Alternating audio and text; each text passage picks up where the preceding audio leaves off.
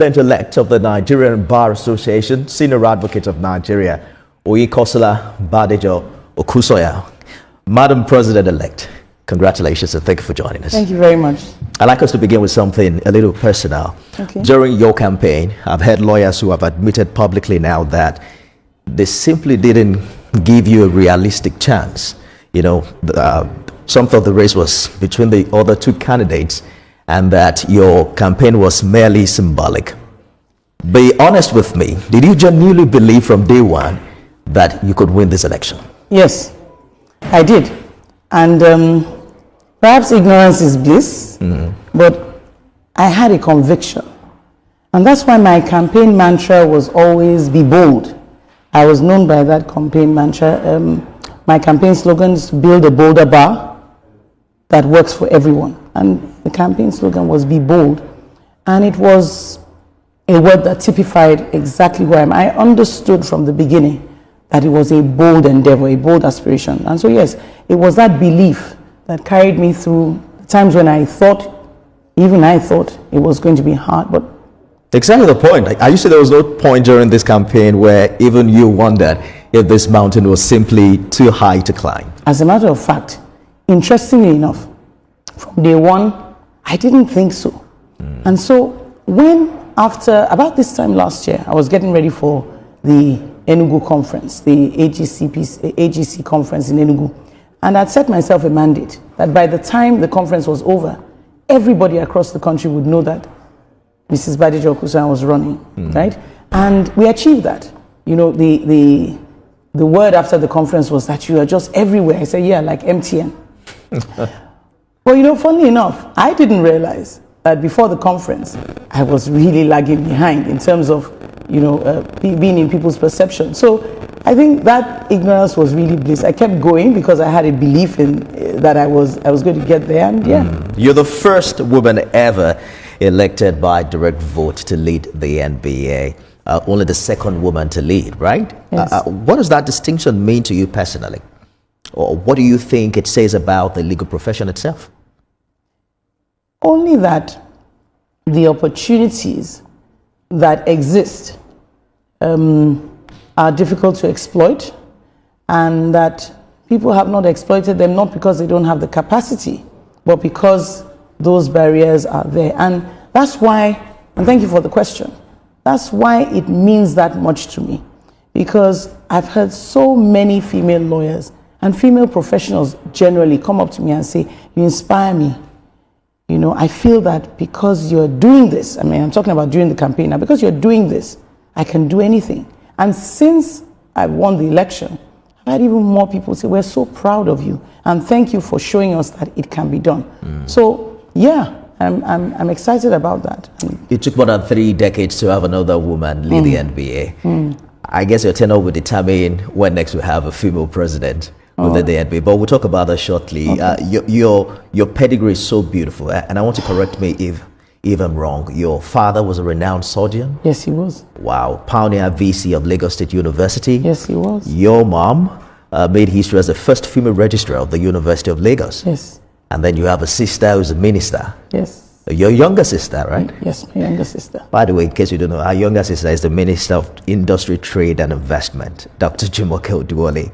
How much did that upbringing shape who you are today? Did you grow up with that pressure that you had to become someone? Not pressure. It was almost like we took it for granted that we had to excel at everything we did.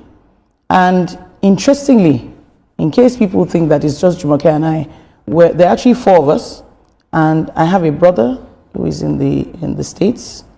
I have a sister who's a dentist in the UK. And both my brother and sister are as accomplished as Jumoke and I. There was no pressure. We grew up in an intellectually stimulating environment. We grew up on the University of Lagos campus. And both my parents come from very solid pedigrees, families that treasure integrity and a good name over everything else, and hard work. My mom, for instance, would have a cold and take Esconade or Contact or whatever and go to work. So my father, I always saw him push himself to be the best that he could.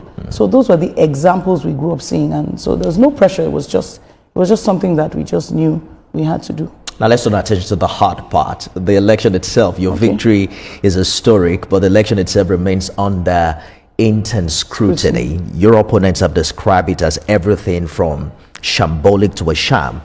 There are complaints about delayed voting, challenges with OTP failures, inaccessible platforms. There were thousands of lawyers who actually said they were unable to vote. Even one of your opponents said he couldn't vote.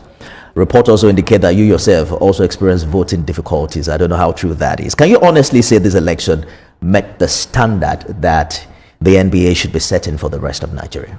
No, but not for the reasons that they adduce. First of all, let me start with a general caveat, and I'm going to take some time to answer this question because it's important. Let me say a general caveat. I'm not sure there's any election that's without its difficulties, right? This one had its difficulties. But my opponents would be less than truthful if they didn't acknowledge that we all knew the reasons why those things happened. Thankfully, they are saying less of electoral fraud and more of disenfranchisement, which affected us all. So you see, in the past, there have been allegations of electoral fraud and rigging that nobody has ever been able to establish. I have asked counsel, see, if you say that this thing, I want to know how, when, how did it happen? Nobody has ever really been able to pinpoint. If they say, oh, people voted for other people, nobody has ever come forth to say, I wasn't able to vote because they said I'd voted already. So this time around, there were so many attempts to stop the election from happening through means which were not usual for the election being stopped. And the president of the NBA stood his ground. The ECMBA confirmed that it was ready to conduct the election. But my core contestants insisted that the means by which they had intended to conduct the election was not robust enough to withstand any rigging. And so they insisted that we should include the use of telephone numbers to pass the OTPs to voters, because the emails are subject to manipulation. And so by Wednesday last week, the ECMBA conceded to them and said, we'll use the telephones. They wanted the election to be postponed, and the ECMBA said they were happy to go on Saturday, would be ready. If the ECMBA said they would be ready, then there was no reason for the elections to be postponed. And so the elections were not postponed. Now, unfortunately, the system came under tremendous attack, a cyber attack that was designed to ensure that it didn't work. Who did what? I have no idea, and I don't speculate. But the system was disabled. It took the mercy of God. It took a miracle for another server to be designed in order to, and that happened, I understand, within 3 hours. A completely different platform was built that had no time to be tested, that started running at 7:35 a.m. You think there was a sabotage on the system? Oh, yes, there was. That's the reason why the president of the NBA has come out publicly and said so. It was hacked, and there was nothing that the service providers didn't do to try and get it up and running. At the end of the day, they got the wisdom to build a fresh one. And what is unprecedented, they were able to build one within 3-4 hours. And that's what we started using at 7:35 a.m. Now, there were glitches here and there, but it largely withstood the pressure of so many lawyers trying to vote, and it lasted for the entire 24 hours. Were you able to vote yourself? Do you know, I actually voted. I actually pressed submit. It was when my co-opponent said that I wasn't able to vote that I realized, and I checked the voters list, I didn't find my name. So out of the 12,000 votes that got to the election, yours was apparently, because I actually voted, and luckily for me, I did it with people around me. Right. So I was surprised, and I'm hoping that perhaps the fact of getting an OTP and all that would have left a footprint. You know, I had the former governor of Lagos here yesterday, and I asked him about this election. So I'm hoping that we can play that excerpt to hear his thought on electronic voting and what transpired within the NBA. I tried to vote, and I think in the first attempt at the electronic thing a couple of years back, and it took hours and hours. At the end of the day, the process just became too difficult for me to engage with. Of course, I'm probably from the analog age. So I crave, and I'm sure younger lawyers will not like me saying this, but this is what I'm comfortable with.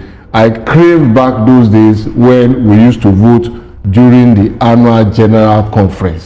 So everybody who comes to the conference is registered and we vote. But of course, there's nothing perfect about that. I'm the first to admit that one of those votes went south in the Port Harcourt conference. So there's nothing perfect. It's actually us at the end of the day. So whether you choose the electronic, whether you choose the manual, whether you choose the digital, whether you do real-time transmission, how do people behave? Where is the sense of sportsmanship and the spirit of concession to say, look, I think Nifemi won this election, let's move on? Well, I didn't win the election, you did. But he's always been a proponent of there are no perfect elections anywhere. Yes. But perhaps MBA will now understand that electoral problem in Nigeria is not a politician thing. Maybe you will calm down now when criticizing government. Do you think there's a sense to which MBA now understands that this is perhaps a problem with the system and that all of us are Nigerians after all? Well, first of all, I understand the arguments about not having the moral justification to criticize elections when we can't get our house in order. The issues are not exactly apples for apples, right? But I understand that the principle is the same. Nothing will take away our moral justification to be the watchdog of society, and we'll continue to improve on that. We will also continue to improve on our own internal systems. The idea is, once we have the determination to ensure that our systems work and are acceptable to the vast majority of our members, then we would have achieved success. That won't prevent us from criticizing elections. I told you earlier on that this was not foolproof, it was not flawless, right? But I think that when people say that the election was the worst that we've ever had, no, I completely disagree. We all know the reasons why the election went the way it did. And like I said, thankfully, the allegations of rigging are far less strident than the allegations of disenfranchisement, which affected all of us. There are bigger allegations, and we're going to talk about that shortly. Okay. Let's take a short break and we'll be right back. Stay with us, everyone.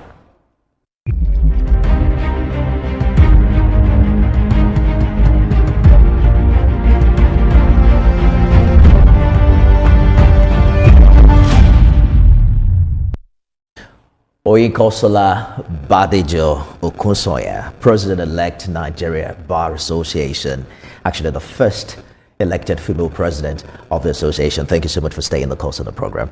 Now let's talk about what some of your opponents are saying. They've gone even further. They've alleged that the process was manipulated in your favor and suggested the outgoing NBA president indeed influenced the electoral committee. There are serious allegations because they go directly to the legitimacy of your mandate. I'm wondering what you say to lawyers who believe you won, but not necessarily through a process that they can trust. Okay, so the process that they say they cannot trust, my opponents are saying that it was rigged in my favor. And thankfully, right, this electoral process has come under the greatest scrutiny that any of our elections have come under since we started universal suffrage and electronic voting.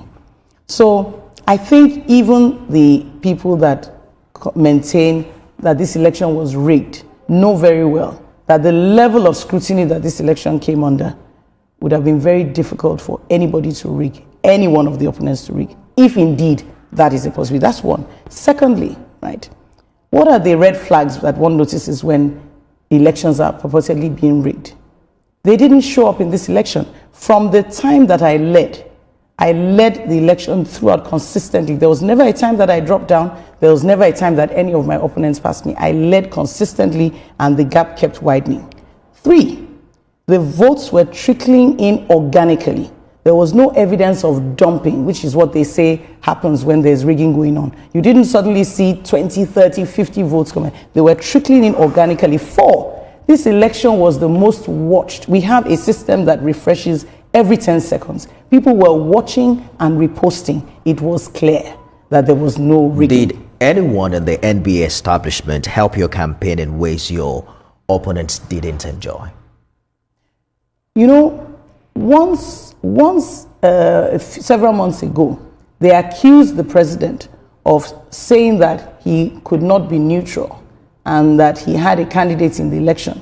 Those words were taken out of context, but I guess the meaning was clear.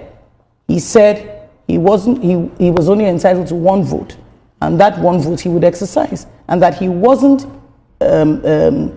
supervising the ECNBA, which was an independent body, and that he didn't have any desire, intention, or ability to rig the elections in anyone's favor. Well, is it true that you were his preferred candidate to succeed him? As a matter of fact, he never told me that. You never knew he supported him? He never told me that. He never told me that, oh, Mrs. Badiri Okusan, you are my preferred. It is widely publicized that you are the outgoing president's preferred candidate. Well, you see, interestingly enough, I wonder where that widely publicized view came from, because nobody ever heard it directly from me or from him. You think it's not accurate? No, I didn't say it's not accurate. As a matter of fact, if he said it to anyone else, he never said it to me. I don't know whether the cordiality and civility that he showed to me, I don't have any impression that he wasn't showing it to anyone else. As a matter of fact, one of my co-contestants, I remember, donated some gifts to a NEC meeting, and he publicly acknowledged him and thanked him. At the NBA AGC last year, one of my co-opponents had a huge banner with himself, his face and the president's face on it throughout the conference. People were asking me, oh, is the president supporting this person? I said, I have no idea, and I'm not interested. I'm just concentrating on my campaign. You know that you are a minister's elder sister. So the question would be, how should Nigerians expect your relationship to be with the Tinubu administration? Because some are saying perhaps you are the candidate of the Tinubu administration. How do you respond to that? How can I be the candidate of the Tinubu administration when the Tinubu administration is not a member of the NBA? Well, you know what I'm talking about. The kind of criticisms that government receives from an association like the NBA. Perhaps this would mean that they would have some soft landing with your organization. The constitution of the NBA is very clear. I read it very closely before I offered myself to serve. I'm well aware of what the responsibilities of the president of the NBA are, and I have the mandate of members of the NBA to lead them. My obligation is to them. Have you spoken personally with your opponent since this election, since after the election? Okay, so I reached out to one of them and visited him in his office, and he politely asked me to leave. My other opponent, I called. He didn't pick up, and he hasn't returned the call since. This was after he said that he had called me twice and I hadn't replied. But that wasn't true. He called me once when I was receiving my certificate of return. And I returned the call after. I didn't see it because I've been, as you can imagine, I've been getting a deluge of calls. So I returned the call after I watched him on TV saying that he had called me twice. And I wanted the first thing I was going to tell him was that you shouldn't have gone on TV to say you called me twice when you only called me once when I was receiving my certificate. But I've called him, and he didn't pick up, and he hasn't returned the call ever since. But I plan to call him. Let me answer the question you are not asking. I have every intention of being gracious and magnanimous. I have no choice. God has been good to me. Many people didn't give me a chance. I worked very, very hard, and God crowned my efforts. I have no reason to gloat. I'm just happy that the outcome is the one that I had prayed for. And I'm mindful of the responsibility that I have, not just to the people who see me as an inspirational figure, but for the members that are expecting a lot from me. So I have no desire not to reach out to them or work with them or seek their support. I want us to talk about what stands out in your vision for the NBA and what you would love to be judged by in another 2 years. But Monday Ubani drew an interesting parallel. He reminded Nigerians about how President Yaradua acknowledged that the election that brought him to power was flawed, and he says you should show similar courage. Are you the Yaradua of the NBA? Do you think electoral reform will be a big deal for you? No, it won't be a big deal. As a matter of fact, people that have listened to me have heard me say, I had no desire to be a president whose electoral process, the process that brought to power, was being questioned. And I told my co-contestants in public that if there was any indication or allegation that the process that brought me to power was flawed, I wouldn't even discuss it with anyone before I resign. That still remains my group. Electoral reform will happen. I will subject this electoral process to a post-election audit. And in the very unlikely event, because I know there was no rigging, but in the very unlikely event that it is discovered that I would not have won, but for some manipulation, I will resign immediately. Not only will I resign immediately, I will join in ensuring the electoral reforms that I plan to embark on as president. So that's, for me, it's about the association. It's about us growing and fulfilling our obligation to society. We have to go now. So if electoral reform is not a big deal for you, what is big deal for your administration? I beg your pardon? What is going to be a big deal for you? What are you considering, perhaps the top 3 goals that you have in the next 2 years? Well, the first one is to unite the bar. It's a very divided bar right now, and many members are dissatisfied. This is something that I came across throughout my travels to all the 36 states. What is the NBA doing for me? What's happening? People are dissatisfied. So my members' first principle in my manifesto is certainly on the top corner. Anything and everything that puts members first ensures their welfare, ensures that they thrive professionally, ensures that lawyers can earn better, live better, practice better, will be my priority. That's the big deal for me. Indeed. So there are there are young lawyers who talked about salaries that barely cover transportation. Lawyers complain about declining welfare, delayed justice, attacks on judicial independence, and I'm sure you are acquainted with that. Politically, the opposition is saying the government in power is using the court, against them. Public perception of the legal profession. Does that bother you as NBA president? Absolutely. Absolutely. And the NBA has a greater role to play in protecting the image of the profession. And the profession is both the legal profession and the judiciary. And so, yes, under my watch, it's certainly going to be a priority, because we can't go on like this, not meeting the expectations of the public, not ensuring that justice is accessible, not ensuring that the institution of the judiciary is respected.